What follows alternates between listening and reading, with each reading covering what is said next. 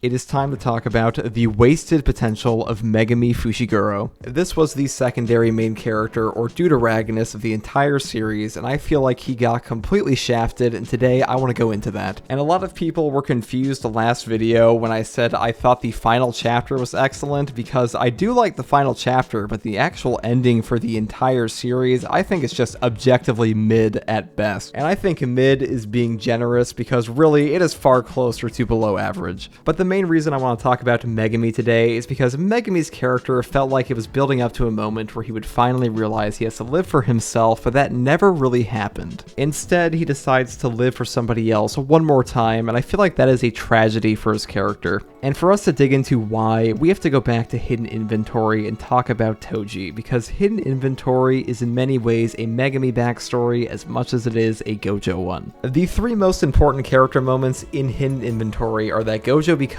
disillusioned with Jujutsu society as a whole, Toji comes to the realization that he loves his son, and Geto stares into a slug's eyes and the slug stares back. But the thing with Toji is that Toji has been lying to himself the entire time. He thinks that selling Megumi to the Zenin family will give him a better life. But when the time comes and Toji is on the verge of death, standing in front of Gojo, all he can think of is his family, and in the most Toji way possible, he asks Gojo to take care of his son. And Gojo, who at this point has solidified himself as the strongest sorcerer of the modern age and has become bitter towards the way Jujutsu society is set up, fundamentally accepts Toji's request. He goes out to find Megumi and almost spills the beans that he may have purpled his dad before taking him under his wing as his first student. And we find that even from a young age, Megumi thought his father didn't care about him, and this is a negative thought process he would carry with him for years. And even though Gojo tried to tell Megumi upon their first meeting that he is the one who killed his dad, Megumi kind of just brushes him off. And Gojo goes seemingly years without ever attempting to tell Megumi the truth again, and this is pretty in line with Gojo's avoidant personality. He isn't exactly an open book, and when he does eventually tell Megumi, it is through a letter after he is conveniently dead and doesn't have to deal with any fallout. But why is this so relevant to Megumi's character arc? Well, it's because Megumi carries this mindset into the main series that he himself is worthless and his only value is living for other people. While Gojo and Toji gave Megumi his freedom to choose his own life, and that's really all Toji ever wanted for him. And that is why during Shibuya, Toji comes back to life for a split second to ask Megumi one question before he happily dies again,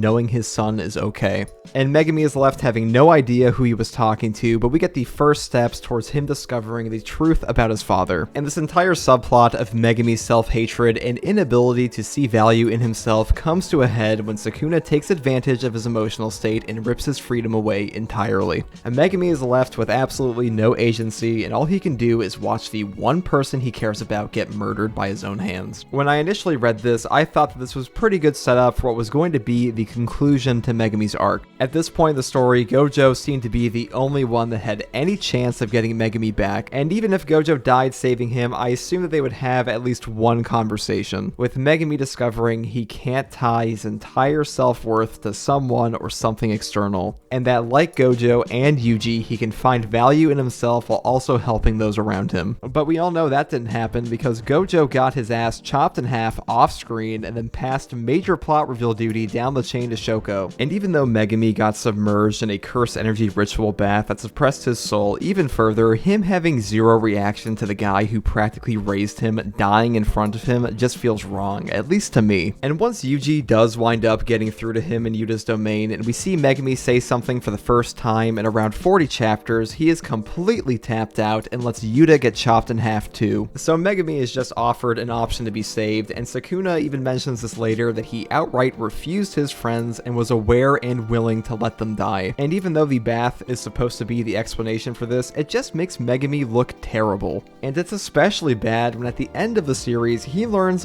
basically nothing from this entire experience. When we first meet Megumi, he is living for Sumiki, and the moment she dies, he gives up on life entirely. And when he talks to Yuji for the second time in chapter 266, Yuji tells Megumi he understands his pain and he will not think less of him if he chooses to die. And when I first read this, I figured this was Megumi's moment of truth, where he must make the decision to live for himself and not something external. But instead of finding value in himself and trying to live a proper life, he just doubles down on living for somebody else one more time. And I know that this is just my interpretation, but I really think this goes against everything this character was building up to in the story. He feels like he is almost the exact same character we saw at the beginning with minimal character growth, and the reason it stings more for me is because there were story threads set up here just for Megumi that feel like they got zero payoff. We don't even get to see his reaction to finding out about who his father was, because it seems like Shoko told him since she was at Sumiki's grave with him. And his reaction to Gojo's letter definitely seems like he knows what happened, which begs the question why we never got to see this for one of the most built-up characters in the series. And even though they give us a one-off line that he has to apologize to everyone, he seems like he just doesn't care that his adoptive dad died for him and everyone else risked their life to get him back. And I can't help but feel this makes Megumi's character look like an ungrateful bum who is constantly in a state of self-pity, and if something ever happens to Yuji, he'll just give up on life all over again because he never got over the self-loathing he's had since childhood. And given everything Gojo did for him, including giving his life, this puts Megumi on the certified list of absolute trash lord garbage banana characters in JJK for me. And I want to talk about the power scaling as well, because Megumi was set up as having the incredible potential to surpass Gojo and Yuji, who has equal potential to Ryomen Sakuna. And usually in a story, when a villain says you're a waste of talent, they aren't supposed to be 100% correct at the end of the series, because Megumi is a total waste of talent. This guy's contribution in the final arc was a puddle. There was a point in time that many of us truly thought that Megumi was not only going to finish his domain Chimera Shadow Garden, but actually use an open barrier.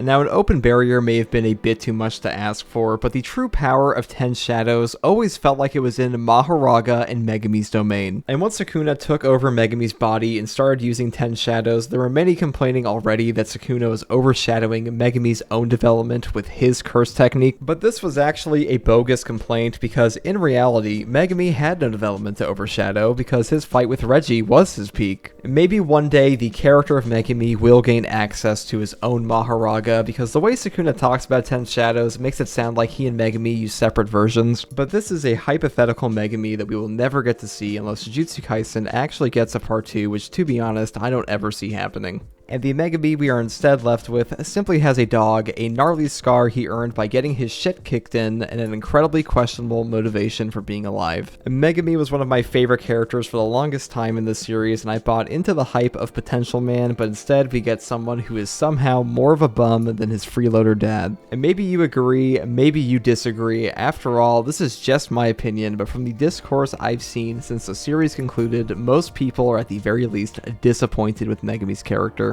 Let me know in the comments below, and if you like content like this, subscribe for more. And as always, thanks for watching.